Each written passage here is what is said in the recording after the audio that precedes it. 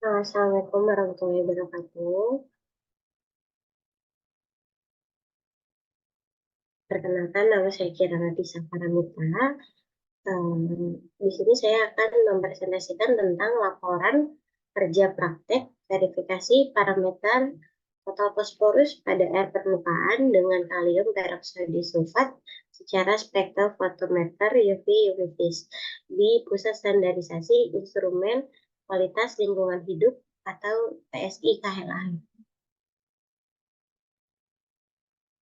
Untuk latar belakangnya, banyak unsur kimia yang terdapat dalam satu air limbah seringkali menyebabkan sifat toksik atau racun terhadap tubuh manusia apabila dikonsumsi terlalu sering. Salah satunya adalah fosforus. Fosfor di perairan dalam bentuk senyawa fosfat yang terdiri atas fosfat terlarut dan fosfat partikulat. Fosfat terbagi atas fosfat organik dan fosfat anorganik yang terdiri dari ortofosfat dan polifosfat menurut Rumyati 2010. Standar nasional SNI, kualitas air dan limbah merupakan acuan dasar untuk kepentingan laboratorium pengelolaan air. Berdasarkan SNI di nomor 066989 31 2005, kadar total fosforus atau disebut dengan TP dapat diketahui dengan kalium peroksida sulfat K2S2O8 menggunakan spektrometer UV phase secara asam askorbat menunjukkan pada peraturan pemerintah PP nomor 82 tahun 2001. Ambang batas kadar norm total fosforus atau TP pada kelas 1 adalah 0,2 mg per liter, yang mana menjadi tolak ukur dalam hasil analisis yang tercantum pada laporan ini. Tujuan kerja praktek untuk yang pertama, menentukan kelayakan metode pengujian total fosforus dari air permukaan dengan kalium peroksida sulfat menggunakan spektrofotometer UV phase. Yang kedua, mengetahui tingkat akurasi dan presisi dalam satu metode uji yang digunakan.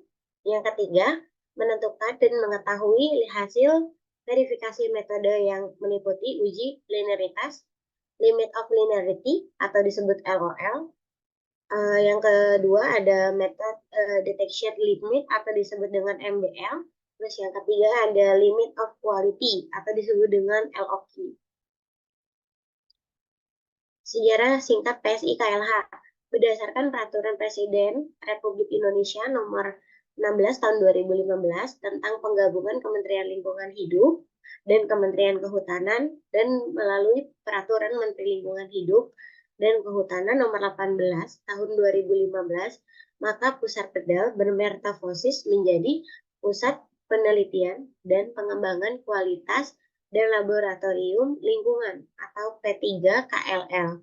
P3KLL masuk dalam lingkup Badan Litbang dan Inovasi Kementerian Lingkungan Hidup dan Kehutanan atau BLI KLHK.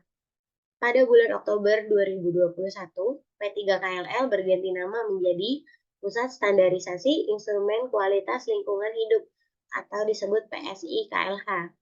PSI KLH memiliki laboratorium air dan limbah cair, laboratorium udara, laboratorium tanah dan limbah padat, laboratorium kebisingan dan getaran, laboratorium kalibrasi, laboratorium toksikologi, dan laboratorium biologi. Lokasi kerja praktek ini dilaksanakan di Pusat Standarisasi Instrumen Kualitas Lingkungan Hidup atau PSI KLH pada kawasan Puspitek Serpong, Gedung 210, Jalan Raya Puspitek Serpong, Muncul, Tangerang Selatan. Tugas khusus pada kerja praktek di Pusat Standarisasi Instrumen Kualitas Lingkungan Hidup atau PSI KLH adalah verifikasi total fosforus pada air permukaan dengan kalium peroksida sulfat secara spektrofotometer UV phase. Alat dan bahan. Alat yang digunakan pada penelitian kali ini adalah spektrofotometer sinar tampak UV phase Hitachi UH5300 tabung reaksi 50 mili, labu ukur bertutup asah 50 ml dan 100 ml, gelas piala 50, 100, dan 250 ml, gelas ukur 100 ml, pipet volumetric liquid 10, 20, 50 ml, pipet ukur 10 ml, botol decomposting tahan panas 100 ml, corong saringan membran dengan ukuran pori 0,41 wm, timbangan analitik dengan ketelitian 0,0001 gram, labu semprot, desikator, oven, autoclave. Bahan yang digunakan adalah sampel air permukaan, air bebas mineral atau disebut dengan aquades dengan nilai DHL kurang dari 1 UHM/OS per cm. Serbuk kalium peroksida sulfat, larutan asam sulfat pekat, larutan asam askorbat, larutan kalium antimonil tatrat, larutan amonium morbidat, larutan campuran amonium morbidat, asam askorbat. Prosedur verifikasi metode total fosforus yang pertama itu pembuat reaksi. Di sini terbagi lagi menjadi larutan kalium peroksida sulfat, yang kedua itu larutan asam sulfat H2SO4, yang ketiga ada larutan amonium morbidat, yang keempat itu ada asam askorbat, yang kelima larutan campuran yaitu amonium morbidat bersama asam askorbat. Prosedur verifikasi metode fosforus ini masih lanjutan yang tadi. Untuk poin yang kedua, pembuatan larutan induk fosfor, larutan bubuk kalium dihidrogen fosfat KH2PO4 yang sudah dipanaskan pada temperatur 105 derajat Celcius selama 2 jam dan didinginkan dalam desikantor. Kemudian ditambah dengan 500 ml air suling, lalu homogenkan dengan cara diaduk. Membuat larutan baku fosfor. Pipet sebanyak 10 ml larutan induk fosfor ke dalam labu ukur 100 ml, kemudian tambah air suling sampai tanda tera, dan homogenkan. Yang keempat, pembuatan larutan kerja fosfat. Sebanyak 11 larutan.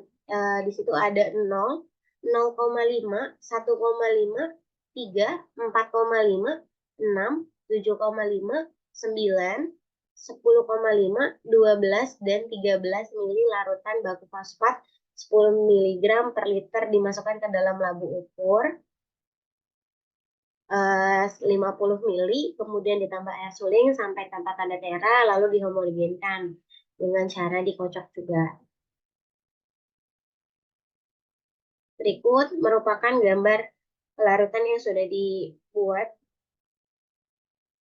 Di sini ada perubahan warna yang tadinya berwarna putih bening menjadi sedikit kebiru-biruan.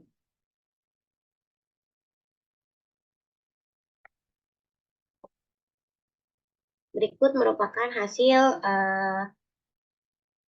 alat spektrofotometer tentang cairan yang sudah saya masukkan ke dalam spektrofotometer, yaitu di sini kesimpulan linearitasnya diterima karena batas keterimaannya itu masih 0,995% gitu, dengan kurva yang ada di kiri saya. Simpulan dan saran. Untuk simpulannya sendiri berdasarkan penelitian verifikasi metode pengujian kadar total fosforus.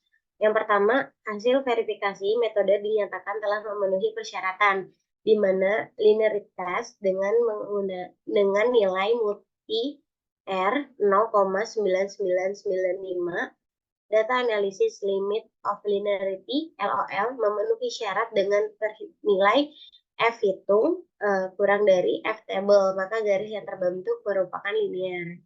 Yang kedua, data hasil analisis pengukuran LOQ dan MDL telah memenuhi syarat keberterimaan dengan perolehan nilai LOQ 0,1125 mg per liter dan MDL sebesar 0,0353 mg per liter.